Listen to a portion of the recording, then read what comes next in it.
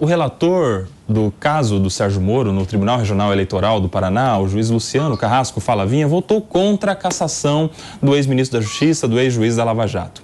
O magistrado do TRE rebateu as teses do PL e do PT, assim como do Ministério Público Eleitoral, sobre o suposto abuso do poder econômico do senador durante a pré-campanha eleitoral de 2022, que tanto o Partido Liberal quanto o Partido dos Trabalhadores não apresentaram seus gastos de seus candidatos nas campanhas políticas para o Senado no Paraná e para a presidência, respectivamente, o que, segundo ele, o magistrado relator, não apresenta um parâmetro para indicar o gasto excessivo. Foram mais de 2 horas de leitura do relatório e o juiz Luciano Carrasco Falavinha anunciou o seu voto. A gente vai ouvir agora.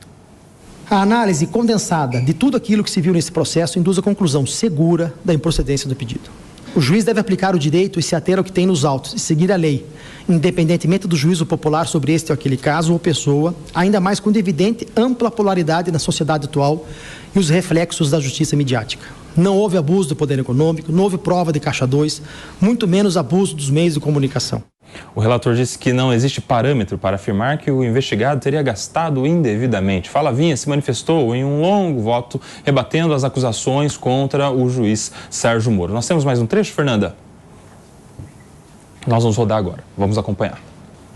Este dado, por si só, não apresenta grande relevo. Eis que o gastos menos de R$2 milhões em pré-campanha para a presidência, cujo teto de gastos somente para o primeiro turno era de mais de 88 milhões, não implica em absolutamente nenhuma violação à isonomia dos candidatos.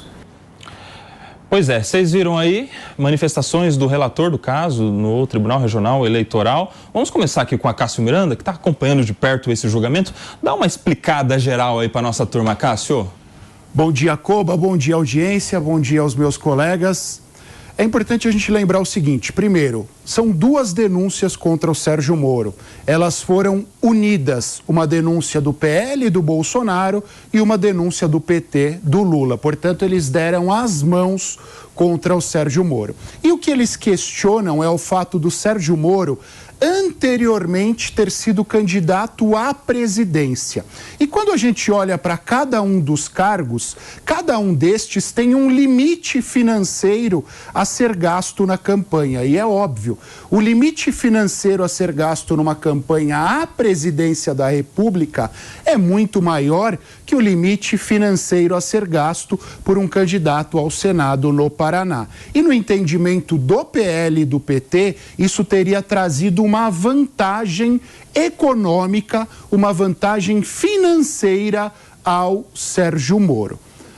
Obviamente, quando existem 2 lados da polarização discutindo, isso nos levava a uma tendência pela cassação. Mas não foi o decidido pelo relator. O relator disse exatamente o contrário. Ele disse que, num primeiro momento, a vontade do Sérgio Moro era ser candidato à presidência da República. Então, ele tinha direito de gastar o orçamento inerente a uma candidatura à presidência da República.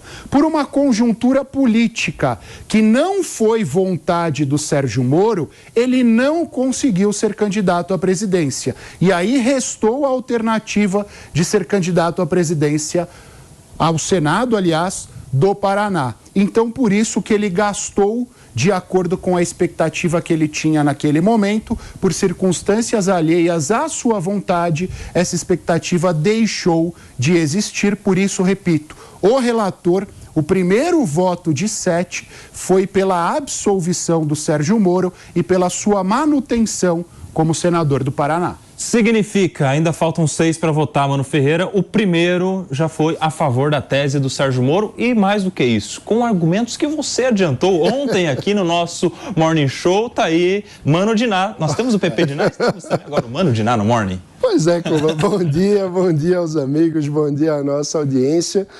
O que eu vinha dizendo, que justamente se você tem alguém que queria ser candidato à presidência e por circunstâncias políticas ele precisa desistir daquele projeto e você diz que, portanto, ele não pode ser mais candidato a nada, Porque seria isso, a consequência de você dizer que é abuso de poder econômico, alguém ter começado a fazer pré-campanha à presidência, e aí, por uma circunstância política, ele deixa de ser candidato à presidência, vai ser candidato a outra coisa. Se a justiça considerar isso abuso de poder econômico, nós vamos interditar boa parte do debate público, porque...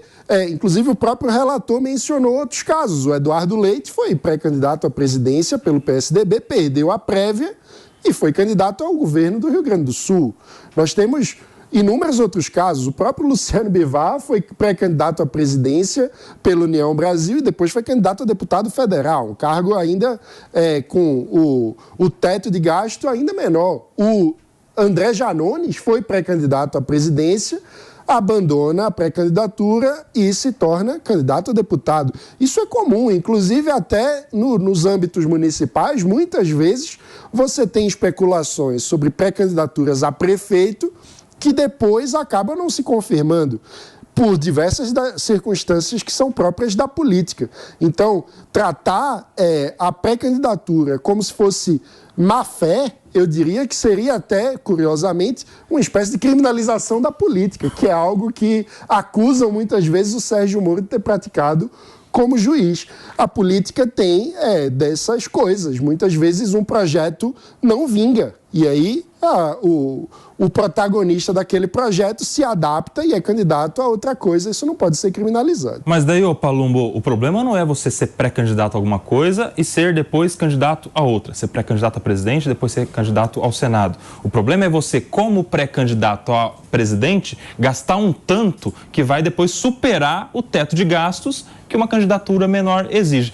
Eu acho que faltou minimamente uma consulta com um advogado de direito eleitoral, com o Sérgio Moro. Você é político, você sabe o tanto que você tem que se consultar com os especialistas para não dar uma desviada aqui ou ali. Paulo, como é que você vê essa questão? Todo, né? Bom dia a todos. É o tempo todo fazendo consultas, inclusive fazendo consultas judiciais para perguntar o que pode e o que não pode.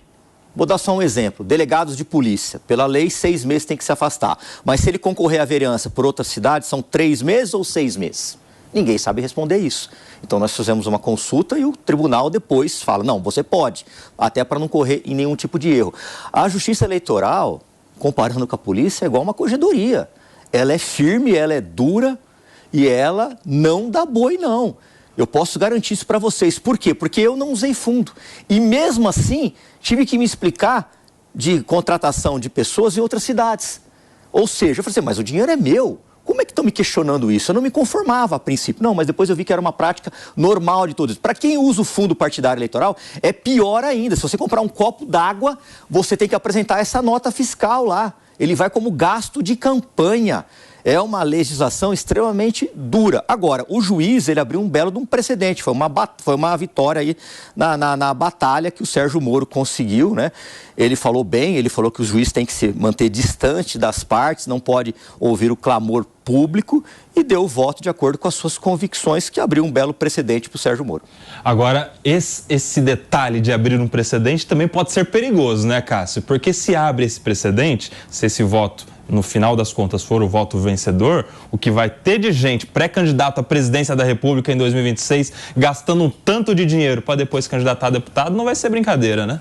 É um precedente perigoso e eu vou tomar até os exemplos do Mano aqui, especialmente de líderes partidários que têm o controle do cofre do partido. Ele se lança como candidato à presidência, a governador, a prefeito, gasta durante a pré-candidatura, levando em consideração esses limites e depois se candidata a deputado federal, deputado estadual, vereador, o que acaba deturpando o sistema, mas aí, confesso a você, não é culpa da legislação eleitoral, aí é culpa dos nossos partidos e de uma legislação frouxa relacionada aos nossos partidos, que na sua maioria tem donos e não líderes efetivamente. E aí, Mano Ferreira, parecia que estava te ouvindo falando. Eu tenho que cortar.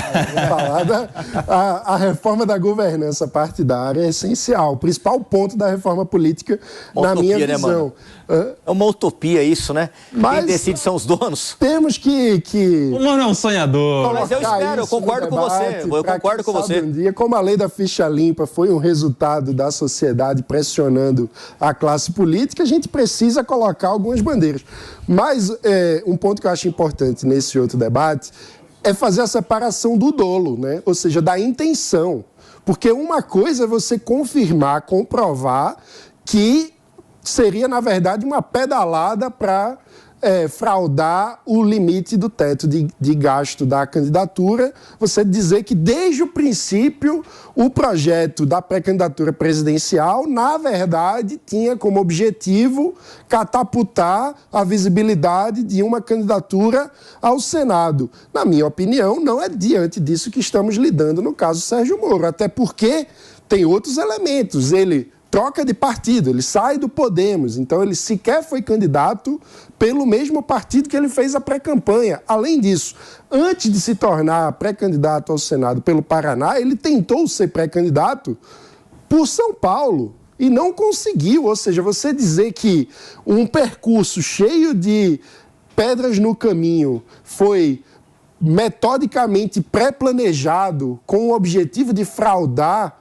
o limite de gasto é uma forçação de barra, na minha visão. O que seria diferente se você pega o caso de um cacique partidário que se lance pré-candidato, use o limite do gasto e aí, na hora H, muda de candidatura quando ele tem pleno controle sobre o tipo de candidatura que ele pode ter. As pessoas se lançam pré-candidato a prefeito, a vice-prefeito, vereadores que se lançam candidatos a deputados estaduais para crescer o nome vai parar na mídia, principalmente nas grandes cidades, e depois fica mais fácil. E aí, se ele tem um apoio do partido, ele coloca naturalmente alguma pessoa em uma vantagem bem descomunal com os seus concorrentes, né, o Acácio?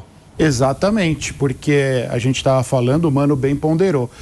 Os partidos no Brasil, infelizmente, são 30 partidos hoje, em sua maioria eles têm donos. Há pouca democracia nos partidos. Então, aquele que tem o controle do partido e, consequentemente, tem o controle dos cofres do partido, pode se lançar pré-candidato a um cargo maior, investe todo o fundo partidário na sua candidatura e depois, quando ele reverte para uma candidatura menor, ele tem uma vantagem muito grande em relação aos seus adversários, aos demais candidatos àquele cargo.